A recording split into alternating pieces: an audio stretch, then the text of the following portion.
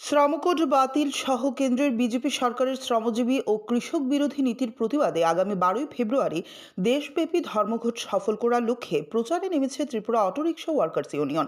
বুধবার শহরের বিভিন্ন এলাকায় ফ্ল্যাগ ও ফেস্টুন লাগিয়ে প্রচার চালানো হয়। এদিন উপস্থিত ছিলেন সিপিএম রাজ্য নেতৃত্ব অমল চক্রবর্তী। তিনি বিজেপি সরকারের নীতির তীব্র সমালোচনা করে শ্রমজীবী মানুষের স্বার্থে ঐক্যবদ্ধ আন্দোলনের আহ্বান জানান।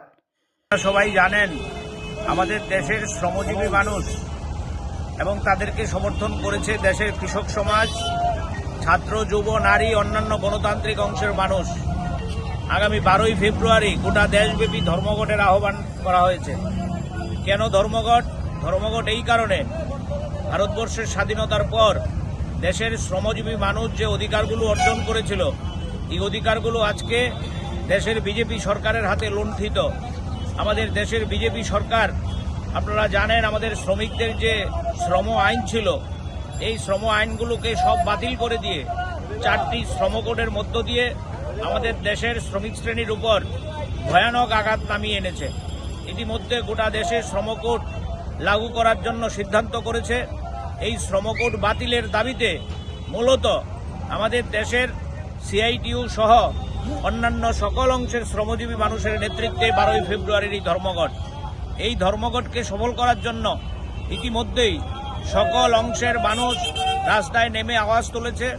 আমাদের রাজ্যের সিআইটিইউর অন্তর্ভুক্ত ত্রিপুরা মোটর শ্রমিক union, Tripura auto rickshaw workers union, Tripura e rickshaw শ্রমিক ইউনিয়ন এবং আমাদের যে টিআরটিসির কর্মী ইউনিয়ন, এই 4টি সংগঠন মিলে আমাদের রাজ্যে পরিবহন সংগঠনের একটা ফেডারেশন আছে, all India road transport workers federation.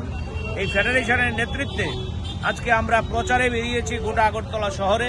পরিবহন শ্রমিকদের কাছে আবেদন করছি যে আগামী 12ই ফেব্রুয়ারি এই ধর্মঘটকে সফল করার জন্য তারাও যাতে রাস্তায় নামে ভূমিকা গ্রহণ করে।